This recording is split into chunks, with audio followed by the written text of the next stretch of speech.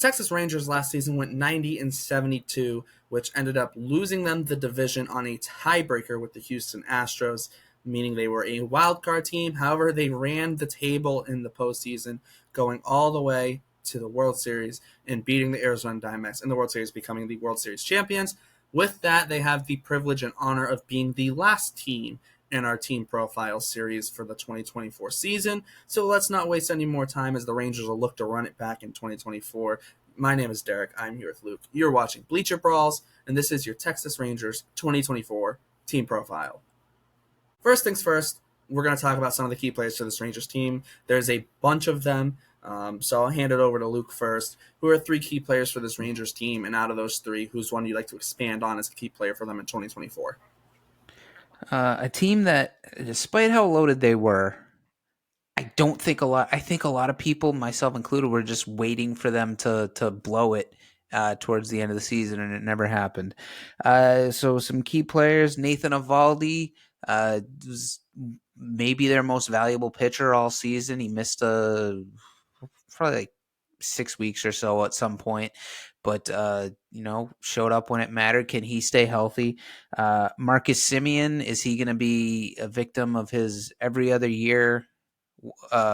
Every year that he does really well, the next year he doesn't do nearly as well.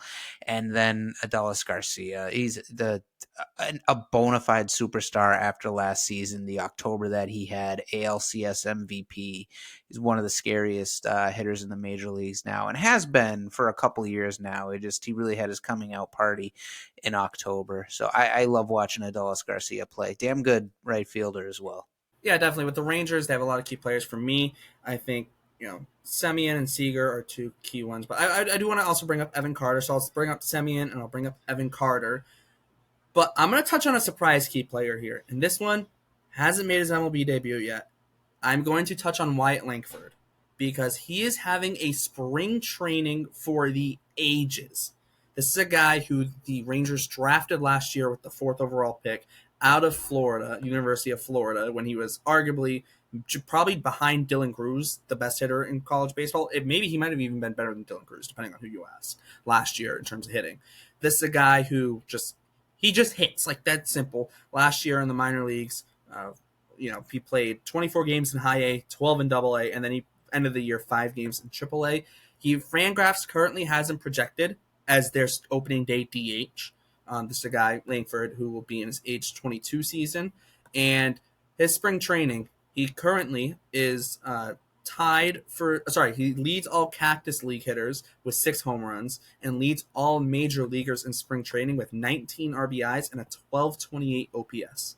He's been having an insane spring training, and this is a guy who his prowess has been known to be hitting, and the Rangers very well, like their DH spot is very wide open, and it was a whole topic of conversation this offseason. Will Wyatt Langford make the MLB roster? There's a legitimate chance, and he's taken it and he has run with it. You look at their young core: Carter's 21, Langford's 22, and Josh Young, he's 26, a little bit older, but he's younger in his career in that sense. So it's like they very much have built a young core. And I think Wyatt Langford just Fangraphs right now, they don't have Corey Seager in their lineup right now because he's dealing with like a groin injury, I think. Doesn't seem to be too serious. They have Wyatt Langford slotted in the 3 spot in the Rangers lineup.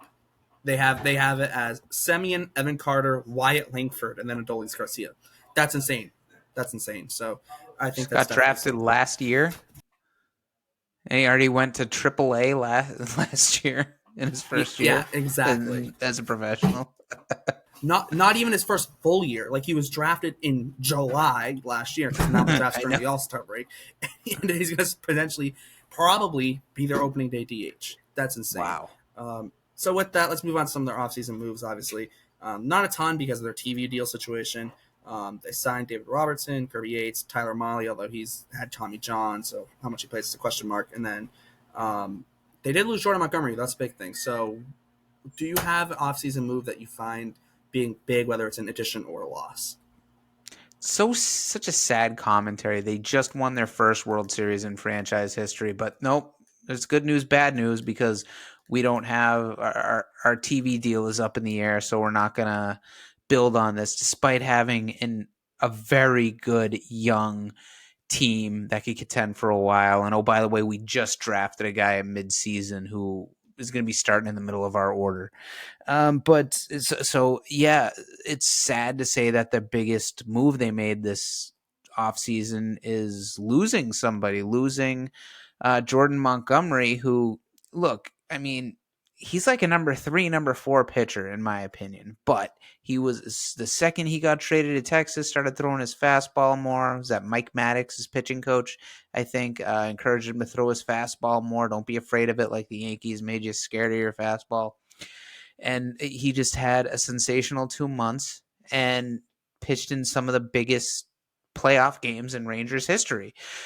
So it's just sad to say that's the big move that I can think of that affects the Texas Rangers this year. But yeah, losing Jordan Montgomery, though technically he's not gone yet because he is still a free agent because nobody has signed him yet. Exactly. For me, I'm going to go with David Robertson. I think he's a nice add. He'll probably, it's kind of guaranteed he's going to be a setup man because Bruce Bochy kind of said Jose Leclerc was going to be their closer. So last year with the Mets and the Marlins, 65 and a third innings, he had a 3.03 ERA. It was a 2.05 ERA with the Mets in 44 innings, had 14 saves. He went to the Marlins, struggled a bit, 21 and a third innings, just 4 saves, although he's kind of in a setup role a little bit. The Marlins were kind of, their closer situation was weird because it was AJ Puck when he was healthy, but then when he wasn't healthy, it was like closer by committee kind of thing or whatnot. But he had a 5.06 ERA with the Marlins last year. If they can get, a guy who's around a 3 ERA, I think they'll very much take that in the back end of their bullpen as a setup man because it's a very, very unproven bullpen. They really don't have anyone with closing experience besides Leclerc, and Leclerc didn't have a ton of closing experience last year with the exception of the postseason. So, because Will Smith was closing and then they brought in Chapman, so it was like he didn't close a ton last year. So I think having that veteran guy who can close like David Robertson is going to be a big help for them. And I think that's a needed addition for them. So with that, I think we can kind of move on now to expectations. And I think this is, I think the expectation is to repeat. I think that kind of has to be it. Luke, what's your take on it? I think ALCS, a rematch with the Astros in the ALCS, something they might be looking at, they might be thinking about. But yeah, with the talent that they have, even after losing Jordan Montgomery, I hope Jacob deGrom might be able to give them some meaningful innings this year, and Eovaldi stay healthy. And if that goes their way, there's no reason they shouldn't be deep into the playoffs against the Astros or perhaps even the Baltimore Orioles in the ALCS. That's where I see them. Yeah, I think they're gonna internally expect like the expectation is gonna be win a World Series. I think for me, I kind of look at them, especially losing Montgomery and health status with their pitchers is a big question mark. DeGrom, like Scherzer, even Eovaldi and whatnot. Tyler Mahle they got, but he's coming off Tommy John, so he probably won't pitch until midseason at best. So there's a lot of injury concerns there. So I think my expectation is for them to just make a deep playoff push. And that's not necessarily win a World Series. I think it's deep playoff push, and then once they do that, you move the site to the World Series. But I always say you got to get into the postseason to have a chance at winning the World Series. So the number one goal in general is to make the playoffs. Because if you don't make the playoffs, you can't win the World Series. But I think that's a words of wisdom, folks, to wrap up our 2024 team profiles series. Yes, if you don't make the playoffs, you can't win the World Series. So you got to make the playoffs first before you do anything else, which is a perfect place to wrap it up. So thanks for tuning in to this team profile and all our other ones if you've been along for the ride. If not, go check out some of our previous ones, and we will sign off. So for Luke, my name is Derek. Thanks for tuning in to Bleacher Brawls, and we will see you next time.